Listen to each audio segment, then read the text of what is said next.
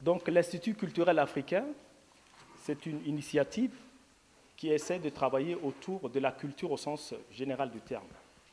Autrement dit, ce n'est pas une structure de folklore de plus. Bien au contraire, c'est une structure pour défolkloriser justement la culture africaine ici à Bordeaux. On dit souvent aussi qu'en France abrite les vigiles les plus diplômés de l'Europe. Je veux dire par là qu'il y a des talents, il y a des compétences africaines. Il est pour nous utile, nécessaire de nous retrouver et donner de ce qu'il y a de meilleur pour nous et de créer une synergie pour effectivement marquer notre présence intellectuellement, culturellement parlant et humainement parlant, bien sûr. Donc aujourd'hui, la thématique qui nous réunit, c'est un état des lieux de la vie associative à Bordeaux. Il y a autour de moi des anciens responsables, des gens qui ont marqué aussi le champ associatif bordelais. Il y a à ma droite le grand frère Cherceau, qui n'est plus à présenter. Il y a Raphaël Lucas, qui est aussi un ancien baron de la vie associative bordelaise. Il y a Dragos, enseignant à l'université aussi de Bordeaux 2, qui aussi, depuis les années de la FEANF, a milité donc à Bordeaux. Je veux remercier la voix des Sénégalais à Bordeaux, qui a bien voulu être là aujourd'hui avec nous pour couvrir notre événement. Je remercie le président de l'UTSF, mon cher frère Khadim Indao, et il est annoncé également que le consul du Sénégal sera représenté, et quand le représentant sera là, nous lui donnerons bien sûr la parole. Donc sans plus tarder, je remercie aussi ceux qui ont bien voulu nous accompagner dans cette aventure, Irène, la Gabrielle, Béatrice, qui est là, Abdou Goudabi, avec qui nous travaillons depuis un moment, Amina Ali, Étienne, mon jeune frère Étienne à la communication, Edmond, qui est aussi chargé de la solidarité internationale. Voilà donc Cherceau, bien entendu, qui est le garant moral et donc le président d'honneur de notre nouvelle structure. Ce n'est pas une association de plus, c'est une nouvelle association pour insuffler une dynamique nouvelle, une vision nouvelle. Donc, je vous remercie. En fait, nous sommes tous partis d'un constat que depuis longtemps qu'il y a des associations africaines à Bordeaux. Il y a un double phénomène. Le premier, c'est que ces associations ne durent pas longtemps, à l'exception de quelques-unes. Et je tiens toujours quand même à citer l'exemple de l'UTSF, l'Union des travailleurs sénégalais en France, ainsi que aussi l'association des étudiants sénégalais aussi à l'université, qui sont comme des exceptions. Et puis, j'ose dire le mot, c'est comme des modèles aussi, parce que ce sont des assos qui ont fait la preuve d'avoir duré sur la longueur. L'UTSF a plus de 40 ans, par exemple. Alors, la durée, c'est justement l'un des problèmes que rencontrent les associations africaines, le problème de la durée. Ensuite, le problème, c'est que l'autre aspect, c'est qu'il y a beaucoup d'associations qui travaillent sur le domaine africain, mais dans lesquelles il n'y a aucune présence africaine, à part peut-être sous forme de colorant, pour dire que ça part de l'Afrique. Souvent, on met un Africain là-dedans, mais il est là comme colorant et il n'a aucun rôle dans les structures de décision. Alors, je pourrais en citer plusieurs, mais bon, c'est peut-être pas la peine, sauf si cela s'impose, qui travaillent sur l'Afrique, mais sans Africains. Ils décident des programmes. Ensuite, ils obtiennent beaucoup de subventions grâce à cette exploitation du patrimoine culturel africain. Mais les Africains, bon, à part le rôle de colorant, comme je l'ai dit, n'y jouent aucun rôle fondamental. Donc ça, c'est le constat que nous avons fait. Et ensuite, il y a un autre constat personnel que je vais ajouter, c'est qu'il y avait un événement annuel africain qui se passait dans la ville de Pessac, les rencontres africaines de Pessac, qui étaient exemplaires à double titre parce qu'elles étaient vraiment africaines. Ce n'étaient pas des associations ethniques ou nationales, c'était carrément toute l'Afrique que l'on retrouvait à Pessac, sur la place de l'hôtel de ville, avec des activités plurielles, parce qu'il y avait un festival de cinéma, il y avait des conférences. On n'avait pas non plus oublié les commerçants, les artisans, y compris les enfants. Donc c'était vraiment quelque chose qui était très, très complet et qui avait eu aussi l'avantage de la durée, puisque ça a duré 25 ans. Et au cours d'un changement de municipalité à Pessac, le nouveau maire a effacé d'un trait de plume 25 ans d'activité qui réunissaient beaucoup de monde, pas seulement des Africains, mais les Français aussi. C'était un exemple de rencontre interculturelle. Et ce qui a quand même été dommage, c'est que quand ça a été supprimé, il n'y a eu aucune protestation parce qu'on n'avait pas une structure à mettre en place pour aller protester. Donc ça s'est fait sans l'ombre d'une protestation. On a effacé 25 ans de présence africaine. Donc notre initiative, elle ne s'établit pas dans un esprit de revanche ou quoi que ce soit. Et au contraire, ce qu'on veut faire, c'est prendre notre place, occuper un espace. Ce n'est pas contre un tel ou contre un autre, c'est simplement pour nous, quoi. Simplement occuper un espace. Ce n'est pas contre. Et donc, c'est pour ça, mais pour occuper l'espace, il faut qu'on arrive à rassembler nos expériences, à rassembler nos compétences pour pouvoir les canaliser et les capitaliser. En gros, l'esprit, c'est ça. Et ensuite, on insistera aussi sur l'aspect nouveauté, innovation, voir dans quel domaine, y compris géographique ou domaine culturel ou autre, on pourra s'affirmer.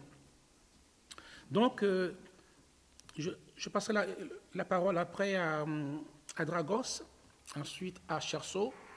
Je rappelle aussi que c'est une initiative qui est vraiment africaine, parce qu'il suffit de regarder la salle.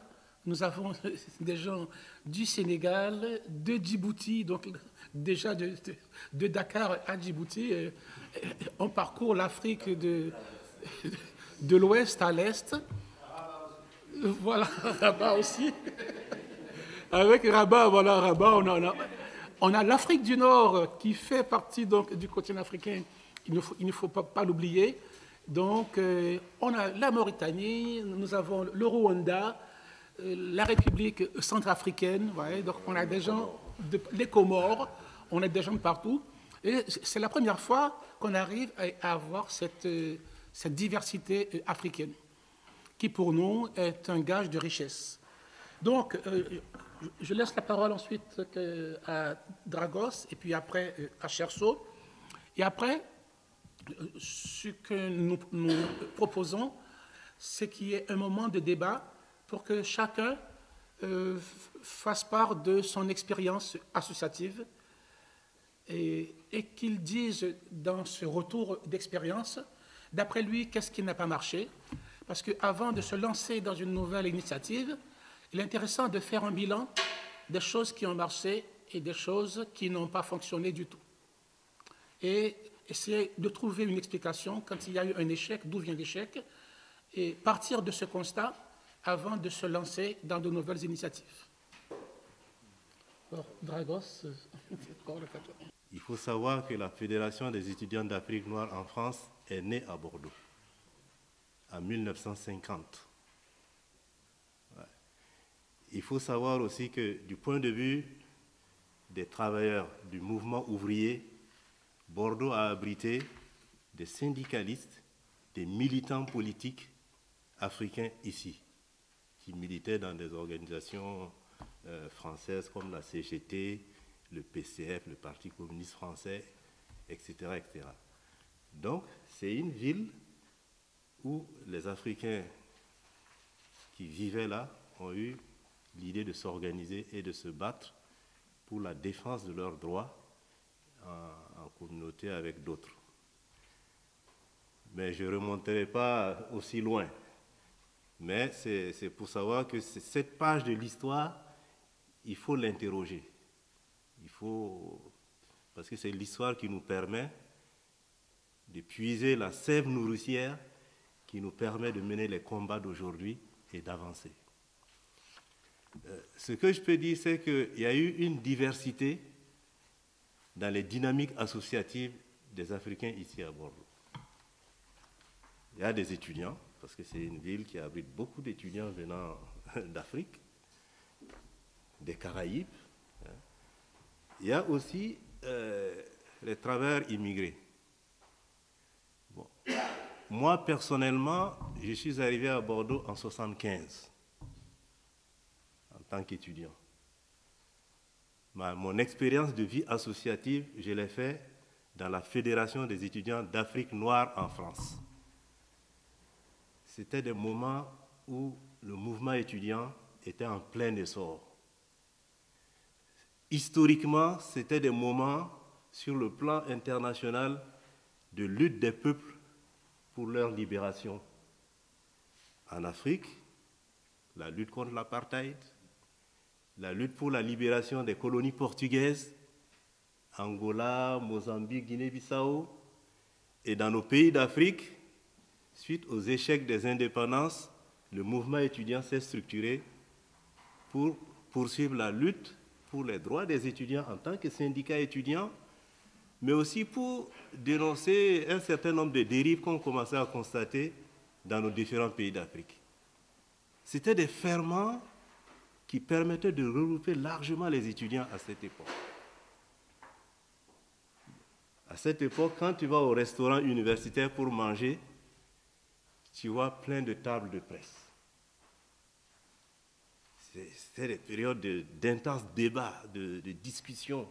Tu sors du restaurant pour rentrer chez toi, tu as la main remplie de tracts de différentes organisations. Donc, on était dans l'émulation. Voilà. Mais aussi, pour la défense des droits des étudiants, le fait d'être dans une structure fédérale qui regroupe les associations des différents pays, ça nous donnait une force. Face aux CROUS, face aux structures qui géraient les bourses des étudiants africains, on était vraiment un bloc large pour défendre la question du logement, les chambres universitaires, les questions culturelles. À l'époque, sur le campus, on avait un siège, on avait une bibliothèque, parce que la FEAM disait qu'il fallait une bibliothèque pour que les étudiants africains, indépendamment des ouvrages des bibliothèques universitaires, puissent venir emprunter des ouvrages écrits par des penseurs sur l'Afrique, du point de vue de l'histoire, de l'économie, de la politique, etc. On avait des équipements sportifs. On organisait des compétitions, la Coupe Lumumba, etc., etc. Mais tout ça, pour obtenir tout ça, c'est par la mobilisation, par l'organisation et la lutte. Donc si nous interrogeons cette période-là, en voyant les résultats que ça a permis d'obtenir, une unité entre les étudiants, on s'est dit qu'aujourd'hui, si nous voulons redynamiser toute cette vie associative, ça veut dire qu'il faut nous mobiliser, il nous faut nous organiser, il nous faut nous battre à partir de plateformes revendicatives claires, à partir d'objectifs clairs à atteindre. En dehors de cela, je pense qu'on va se nourrir tout simplement d'illusions, parce qu'on n'obtient rien sans lutte. Même le simple respect, la dignité qu'on veut obtenir, on ne peut pas l'obtenir si on n'est pas organisé, si on n'est pas mobilisé et si on ne se met pas debout pour le revendiquer. Ensuite, il y avait aussi les travailleurs immigrés qui étaient organisés. Avant qu'il y ait des associations par communauté, il a existé ce qu'on appelait le CERAN, Comité d'entraide des ressortissants d'Afrique noire, et qui avait des relations étroites avec le mouvement étudiant. Au sein de la FEANF, on avait une commission qu'on appelait Commission Relations avec les travailleurs. Au sein de cette commission, il y en a qui étaient inscrits et qui participaient au cours d'alphabétisation, qui étaient inscrits aussi dans comment dire, les programmes pour assister les travailleurs, parce que beaucoup d'entre eux à l'époque étaient analphabètes, ou les accompagner dans les démarches administratives, etc. Moi, personnellement, mes week-ends, j'étais presque comme un écrivain public, en fait. Je passais mes week-ends dans les familles pour lire le courrier qu'ils recevaient du pays et écrire le courrier qu'ils devaient renvoyer au pays. Mais je le faisais dans le cadre du mouvement étudiant. Donc ça veut dire qu'on avait compris qu'il y avait une nécessité d'unité, de lutte entre les étudiants et les travailleurs. Il nous faut retrouver ça aujourd'hui. Il a existé à Bordeaux une structure qu'on a appelée African Production. Cherceux connaissent ça très bien. Bouya était un des animateurs de cette structure, qui ont eu l'idée de promouvoir les pratiques artistiques des artistes africains ici à Bordeaux, dans le domaine de la musique principalement, mais il y a aussi dans le domaine du théâtre, de la danse, etc., etc. Ça a servi de fer de lance pour que des artistes puissent occuper la scène avec leur production et se faire connaître, et en même temps faire connaître les cultures d'Afrique. Bon. Aujourd'hui, cette structure n'existe plus. Bon.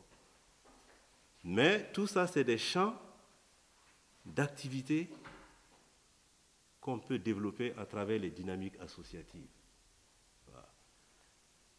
Alors, si on fait le constat aujourd'hui, Henri l'a dit au début de son intervention, il y a une faible visibilité de l'Afrique à Bordeaux. Et pourtant, il y a des Africains à Bordeaux. Ils sont nombreux.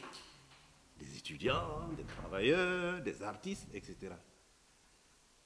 Mais cette visibilité ne peut prendre son essor que si on est organisé. C'est l'organisation qui peut nous permettre de construire pas à pas cette visibilité à différents niveaux. Au niveau de l'expérience de la vie associative, au niveau de la pratique culturelle et artistique, au niveau de donner notre point de vue aussi sur les événements qui se déroulent en Afrique, parce que nous avons un point de vue sur ce qui se passe dans nos pays, et au niveau surtout de la solidarité à construire entre les différentes composantes des communautés africaines ici à Bordeaux. Je m'arrête là dans ce premier temps de l'intervention et je reviendrai dans le débat pour donner mon point de vue en ce qui concerne les perspectives. Je remarque aussi qu'il y a eu un respect de l'engagement qui a été pris le 25 mars lors de l'Assemblée générale, de mettre en place ce temps autour d'échanges sur les expériences associatives africaines à Bordeaux. Et ça a été une proposition, un conseil donné par plusieurs membres lors de cette Assemblée générale, et qui partait du principe que justement, si tu ne sais plus où tu vas, retourne d'où tu viens. Et qu'il fallait être modeste et humble en ne pensant pas qu'on arrive sur un terrain vierge où rien n'a été fait. Je trouve que c'est vraiment important, c'est même une sagesse de mettre en place ce temps-là pour pouvoir tirer des leçons des expériences passées. Donc c'est pour moi un acte inaugural et fondateur. J'avais envisagé de travailler un peu sur la question de l'histoire, mais Dragos en a parlé, donc je ne vais pas revenir là-dessus. Peut-être juste remonter un peu plus, parce qu'il y a quand même quelqu'un qui s'appelle Lamine Ibrahim Arfan Senghor, qu'on considère comme le premier communiste africain, mais qui a aussi pris des licences avec le Parti communiste, et qui a créé effectivement le 26 mars 1926 le comité de défense de la race noire, la race nègre, on disait, voilà, qui était une organisation qui était effectivement prête à travailler avec les autorités françaises, mais pour améliorer effectivement le sort de la communauté noire. Pour moi, Lamine Senghor, c'est vraiment une référence dans ce sens-là, parce que c'est quelqu'un qui, après avoir été gazé dans les tranchées, prend sa solde et crée une structure et fait le tour de toutes les villes, y compris Bordeaux, et rencontre les travailleurs pour vraiment construire son association. Et pour moi, c'est un acte fondateur. Et après, on verra que pour des questions aussi politiques, l'association va connaître des difficultés et va se dissoudre. Alors, donc, je ne vais pas parler de l'histoire, peut-être référer sur 2 temps qui me concernent personnellement. Moi, je suis arrivé à Bordeaux en 1989-90, en France en 87. Et en fait, j'ai été dans l'UTSF qui n'était pas encore l'UTSF d'ailleurs, dans les années 90. Et il se trouve que dans les années 2000, deux événements vont se passer. Un premier, c'est que je vais être représentant de l'UTSF à tout ce travail qui va mettre en place le COLA, le comité d'organisation de liaison des associations africaines, qui a été créé en 2001 et qui est regroupé. Alors, ce n'est pas la première fois effectivement qu'on se retrouve autant, parce qu'effectivement, il y a eu quand même cette expérience-là en 2001 avec le COLA, où on était aussi très, très divers, très, très divers. Et on verra malheureusement comment cette association qui se donnait comme but et volonté, défi de réunir l'ensemble des Africains, est morte de sa belle mort. Et dans le même temps, je suis proposé par l'UTSF pour coordonner le congrès national de l'Union des travailleurs sénégalais en France, qui s'est passé donc à Bordeaux. Et donc, sur un temps d'une année de travail, où on a voyagé à travers les villes phares de l'UTSF, que ce soit à Villeneuve-d'Ascq, que ce soit à Champigny, à Paris, voilà. Et j'ai eu effectivement cette charge et cet honneur de coordonner l'UTSF. Et j'ai même été coordinateur national de l'UTSF sur 6 mois, mais j'avais dit dans ma vision, moi, de la démocratie, que je ne vais pas rester 1 an. Et effectivement, ce qui s'est passé, c'est qu'au bout d'1 an, j'avais préparé le jeune Sankaré pour prendre la relève. C'est juste aussi pour expliquer aussi ma position, parce que souvent on me dit, mais pourquoi tu n'es pas dans tel ou tel? Je suis souvent au début des choses, mais c'est ma conviction, c'est ma manière de travailler, et je voudrais bien qu'on respecte ça. Je lance des choses, et il appartient aux gens de le continuer, parce que je ne suis pas du tout un homme d'appareil. Voilà. Mais je suis vraiment un homme qui participe à des idées, et quand les idées naissent, j'y vais. Et je témoigne de ça parce que quand on m'a proposé de venir comme président d'honneur, beaucoup de gens avec qui j'en ai parlé, qui ont connu mon histoire, m'ont dit encore une fois de plus, tu te lances dans des aventures qui vont finir mal. J'ai dit, moi, ce qui m'intéresse, c'est les idées. Et je ne suis jamais déçu, et je ne regrette jamais d'avoir participé à des initiatives, parce que justement, on voit bien que ces initiatives-là donnent malgré tout des résultats, même si il y a des choses difficiles, il y a quand même des résultats parce qu'il y a des personnes qui sont issues, des femmes, des hommes qui sont issus de ces processus-là et qui sont aujourd'hui visibles au niveau politique, au niveau social, etc. Mais on reviendra sur ce que j'appelle quelques balises à avoir. Alors, ce qu'on peut constater, c'est quand même sur Bordeaux, on a une multitude d'associations, une richesse d'associations au niveau africain. Mais vraiment, beaucoup de personnes qui viennent d'autres régions nous l'envient, nous en parlent. Alors, on a parlé effectivement de l'UTSF, qui est vraiment la structure un peu cheville ouvrière, phare, qui a porté beaucoup d'associations de leur naissance. Mais il y a, autour de ça, donc on a des associations communautaires, villageoises.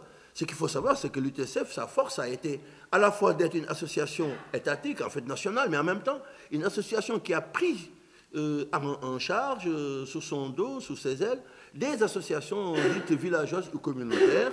Et donc cette synergie-là fait qu'il y a des interactions vivifiantes, quoi, comme je le dirais.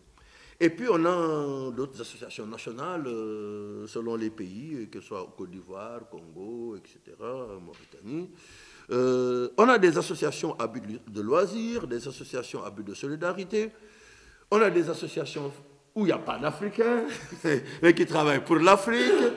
Mais comme l'enfer n'est pas avec de bonnes intentions, comme on dit, ce qui se fait sans vous peut aussi se faire des fois contre vous, mais on y reviendra. Et puis, on a des associations d'africanistes.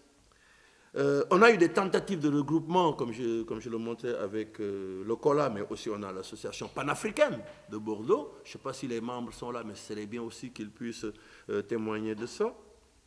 Et puis tout dernièrement, avec l'évolution de la migration, on a l'association des Guinéens-Bissau. Ce n'est pas des francophones. Et qui ont bénéficié aussi de cette expérience, de ce mouvement pour créer leur association. Et moi, j'étais très content de rencontrer son président, qui m'a dit que lors de leur première organisation, ils étaient plus de 150. Et ils ont même apparemment un lieu bar qu'ils sont en train de réflexionner pour se retrouver. Donc, cette dynamique associative-là, cette richesse associative, je ne vois pas sur les continents, le continent qui est le plus riche en associations. Mais vraiment, et ça je pense que c'est important de le dire. Et à la fois, d'hommes comme des femmes, parce qu'il y a aussi l'association des femmes, et puis il y a des associations. Vous savez, en France, selon ce qu'on peut appeler la vie associative, vous avez deux systèmes. Vous avez les associations de fait et les associations de droit. Les associations de droit, donc c'est les associations qui sont déclarées dans le cadre de la loi 1901, et cela leur donne effectivement deux possibilités. Une, c'est d'être en justice en tant que personne morale, et en même temps de pouvoir mobiliser des fonds publics. Et puis, il y a les associations de fait, qui ne sont pas déclarées, mais qui existent. Et on a beaucoup, par exemple, les tontines, ce sont des associations de fait. Il y a, je rencontre plein de personnes, d'autant plus quand j'étais au CLAP, que j'ai quitté il y a 2 ans, où j'accompagnais des projets associatifs, je rencontrais des personnes qui venaient me voir, mais qui n'avaient pas de statut, et qui avaient leur association de fait. Et après, c'était leur décision de passer ou pas en association de droit. Et donc, il y a même un travail peut-être qu'on pourrait donner à des étudiants pour vraiment rendre compte encore plus, parce qu'il y a le grand frère Marfal qui a fait un travail sur l'immigration en France, mais cette partie de la vie associative, je vous assure que ça c'est un champ sur lequel on devrait vraiment travailler. Il me semble que je me rappelle un peu dans les années 2000, il y avait l'agent de communication qui avait commencé à identifier un peu les associations. Et je lance, vous savez, moi j'aime bien travailler en interactivité, je lance un peu la balle aussi à notre frère de Cadre du Sénégal, qui a déjà travaillé en archives sur des associations, mais je pense qu'on peut aussi se baser, en fait, travailler avec lui pour récolter cette dynamique-là. Donc moi je pense vraiment qu'il faut qu'on soit conscient et fier de cette diversité associative-là et en même temps marquer et vraiment marquer et le remarquer encore la place importante de l'Union travailliste sénégalaise, ce n'est pas parce que je suis sénégalais que je le dis, mais vraiment l'Union travailliste sénégalaise dans ce rôle-là, dans ce travail de de moteurs, je dirais même de motrices pour parler de locomotive. Alors, ce que je vais dire là, c'est juste mon interprétation. Quand je regarde les associations qui sont mortes de leur belle mort, la première des choses, c'est la non-diversification des activités. Donc ça signifie que la diversification des activités, c'est un élément important, mais j'y reviendrai. Le deuxième élément, c'est le mode de fonctionnement interne, démocratique, antidémocratique. Ça, c'est vraiment important, le mode de fonctionnement antidémocratique.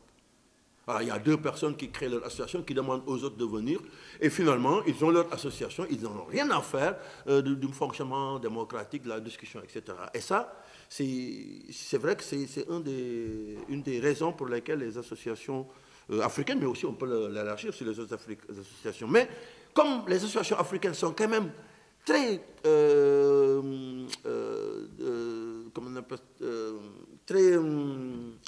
jalouses de cette question démocratique, pour moi c'est un élément important. Je me rappelle, une fois, l'Union travailliste sénégalaise avait tenu son assemblée générale dans un centre social à Lormont, Génica. Et la directrice, elle arrive, on l'avait invitée, elle arrive, et elle regarde le public. Et le lendemain, elle m'appelle, elle me dit, mais cher, mais comment vous avez fait, vous, pour réunir autant de monde, de femmes, d'hommes, en assemblée générale, mais plus de 300 personnes. Il n'y a aucune association française, je vous l'assure, qui tient dans des assemblées générales comme ça. Il y a des membres, etc., mais il n'y en a pas. Voilà. Et même le centre social, culturel, qui a je ne sais pas combien d'adhérents, n'arrive pas à mobiliser. Et là, anthropologiquement, ça m'a donné un tilt. Je me dis, mais oui, parce que, justement, il faudrait voir qu'est-ce qui fait cela. Un élément important, ce que je dis comme phase négative, c'est aussi des éléments qu'on peut transposer à part la dialectique en phase négative, positive. C'est quand on n'est pas indépendant politiquement. Le COLA est né, je le dis aujourd'hui, en tant que membre fondateur et ayant participé à ces funérailles qui ne sont pas organisées. Le COLA est né justement d'un manque d'indépendance politique. Parce que quand on a créé l'association, on était parti voilà, avec tout ce qu'on s'est dit. Et finalement, il y a eu une intrusion de courants politiques français à l'intérieur de l'association. Moi, je le dis aujourd'hui, c'est filmé. Alors, je le dis aujourd'hui. Et donc, quand les membres des associations utilisent les associations comme piédestal pour leur ascension politique, et effectivement, on le voit bien, ça va à volo. Parce que quand leurs intérêts ne sont plus représentés par l'association, ou quand les intérêts sont contradictoires, ce n'est plus la stratégie du projet qui est en mouvement, c'est la stratégie du développement, du renouvellement des moyens. Et sinon des moyens politiques, des moyens de représentation. Et si vous voulez, on peut aller plus loin dans le détail, mais ceux qui connaissent l'histoire savent bien de quoi je parle. Et donc, la question de l'indépendance autonomique, elle est importante. C'est pourquoi, justement, depuis, beaucoup d'associations disent que dans leur conseil d'administration, dans leur bureau, les membres ne peuvent pas être membres ou désignés politiquement ou être membres d'associations politiques ou de conseils municipaux, etc. Bon, ça c'est une mesure que certaines associations ont prise. Je ne sais pas si toutes les associations le prennent, mais c'est une mesure, une balise de sécurité qu'il faut avoir. D'autant plus que c'est à la fois des intrusions politiques de nos États, mais des intrusions politiques de nos pays du pays d'accueil. Voilà. Et donc, quand on dit apolitique, c'est même pas qu'on ne veut pas parler de politique, mais c'est de protéger la structure de toute influence et de toute instrumentalisation voilà, extérieure. Donc, que les idéaux soient autofinalisés et pas hétérofinalisés. Et puis, il y a quelque chose d'important, c'est ce que j'appelle l'assise économique. Mais l'assise économique, elle est importante. Ce n'est pas... Alors, on me dit souvent, mais vous avez des subventions, donc vous ne pouvez pas être autonome. Mais non, l'assise économique, elle part aussi de la pluralité des modes de financement. Effectivement, si vous restez à un seul financeur, il vous tient. Comme on dit en Wolof, celui qui vous prête la langue va décider de ce que vous allez dire. Hein? Voilà. Et donc, bien sûr, ce qu'on fait, c'est avoir une diversité de sources économiques publiques, mais en même temps, avoir ses propres modes de production. Et ça, l'UTSF en est un acteur vraiment important. C'est à la fois, on a cette possibilité d'avoir des subventions, mais en même temps, sur les activités qui sont menées, l'UTSF a eu, au fur et à mesure, à aussi engager effectivement des bénéfices qui lui permettent justement de travailler sur, voilà, sur le budget. On peut voir l'apport de l'association en dehors de... Et donc, c'est basé sur les cotisations de ses membres. Et ça, c'est important. Voilà. La diversité. Et puis, autre élément, c'est la base sociale. Voilà. Alors, je devais d'ailleurs commencer par ça. La base sociale de l'association. La base sociale de l'association, ce sont les membres. Ce n'est pas seulement un bureau et un conseil d'administration, mais c'est tous les autres membres qui peuvent être communautaires ou autres, qui participent, qui adhèrent à des idéaux, à un projet, qui adhèrent à des finalités, et qui sont là, présentes. Alors, vous verrez que dans le mode de fonctionnement de l'UTSF et d'autres associations, moi je suis arrivé à théoriser un truc, mais vraiment, je le dis grâce à l'UTSF et grâce à d'autres associations, j'en suis arrivé à penser cette histoire-là de partenariat. On a un premier... Quand ça a fonctionné et quand ça fonctionne, c'est que justement, il y a ce que j'appelle le partenariat d'information. C'est-à-dire que personne dans l'association ne doit dire « je ne suis pas au courant ».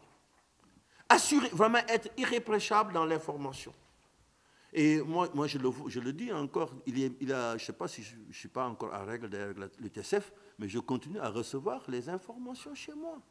Et ça coûte quand même, ça coûte le timbre. C'est-à-dire que l'UTSF, elle continue à informer les gens que dès lors que vous avez votre nom sur le lieu, et ça c'est important, le partenariat d'information, chaque personne, chaque partenaire, je dirais, même s'il n'est pas membre de l'association, ne doit dire « je ne suis pas au courant de ce qui se passe ou de ce qui va se passer ». Donc ça, c'est le premier élément. Moi, je l'ai vu ici. Deuxième, c'est le partenariat de démarche. C'est-à-dire que le sens se construit dans des instances déjà dédiées. Ils peuvent en témoigner ici, les membres de l'UTSF. Il n'y a pas seulement que les instances, conseil d'administration, assemblée générale, bureau. Il y a des instances ad hoc. Moi, j'ai vu ici des assemblées générales ouvertes, des CIA ouverts, où les gens pouvaient venir donner des idées, alors qu'ils ne sont pas nécessairement membres administrateurs. Mais l'idée, pour moi, c'est vraiment la forme de cette démocratie participative, où on construit la démarche, le sens, avec ceux qui sont prêts à venir. Ce n'est pas mobilisateur. C'est vrai que les gens ne sont pas nécessairement tous venus à réfléchir, mais il arrive qu'on ait de belles idées qui naissent. Et je vous dirais que beaucoup d'actions sont nées ici. Le Sénéfesti, les voyages à la Teste de Bûche, où 950 tirailleurs sont enterrés. C'est parti d'un travail avec le centre sur les racines, avec le centre social de Bordeaux-Nord. On avait ici organisé un débat par les parents qui voulaient discuter sur la question de la communication avec leurs enfants. Je me souviens, il y avait Marfal, il y avait Aminata Benjeloun, il y avait Makambay, j'ai encore l'article de presse. Nous étions là à discuter à Lormont. Et de là est née cette idée avec Philippe Salomon qui avait rencontré deux couples sur la Teste de Bûche. Donc c'est des groupes qui se sont mis en place et qui ont alimenté la réflexion. Donc le partenariat de démarche, ça c'est important de... Et puis il y a le partenariat d'action. C'est que quand les gens sont informés, ils viennent tous. Et effectivement, bon, on s'en plaint souvent que oui, les gens ne sont pas là quand on fait des choses, mais les gens sont présents sur les événements. On aimerait, l'homme est insaciable, on aimerait bien qu'il y en ait plus. Mais l'UTSF, on voit bien qu'autour du président, autour des présidents, autour des conseils d'administration, il y a toujours cette communauté-là qui vient, qui est présente quand il y a de l'action. Donc, ces trois niveaux de partenariat, c'est vraiment des éléments, des balises. Voilà. Et après, il y a le fait d'être la diversification des activités. Ce que j'appelle la diversification des activités, ça revient un peu au premier que je disais négatif, c'est-à-dire qu'on n'a pas seulement une activité de culture, voilà, on fait juste le tam-tam, ram-ram-ram, ou on fait juste de la danse, ou on fait juste le... Non, c'est la diversification des activités qui fait que les personnes pourront rentrer dans l'association par des choses, par la ficelle, par la fenêtre qui les intéresse, pour rentrer dans l'ensemble du fleuve. C'est les petits ruisseaux. Et la diversification des activités, ça permet aussi la visibilité. Voilà. Et je crois que ça, c'est vraiment important. Et donc, on a de la vie à la mort, moi, je dirais.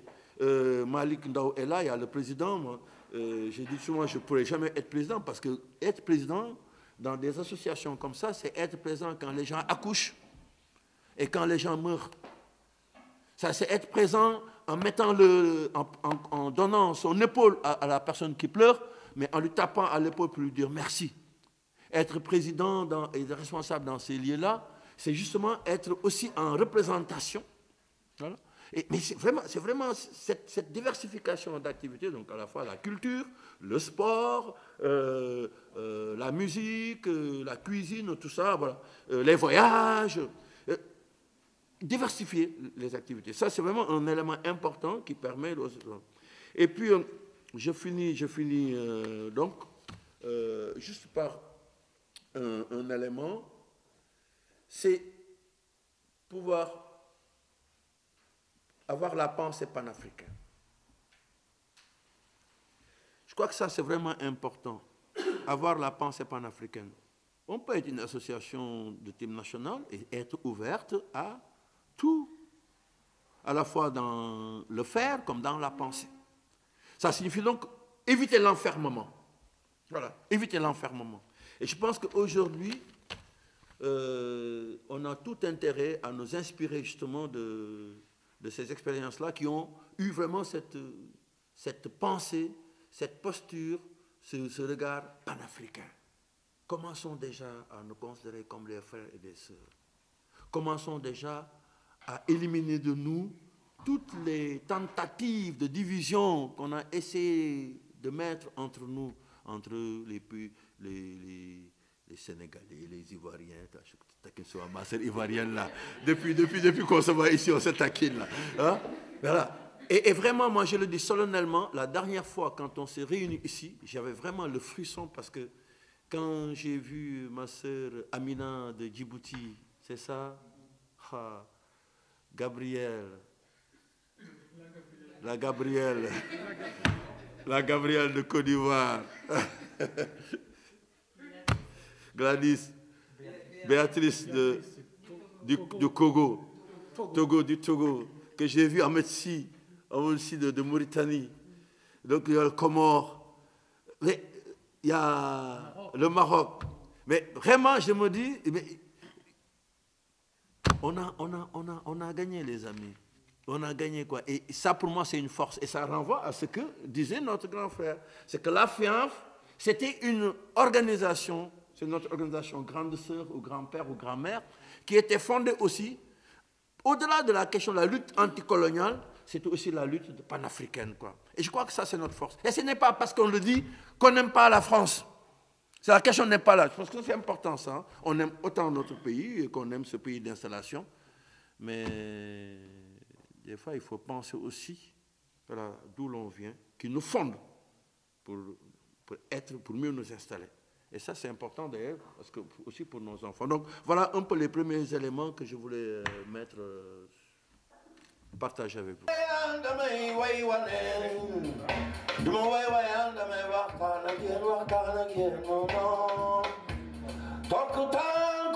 Sénégalais,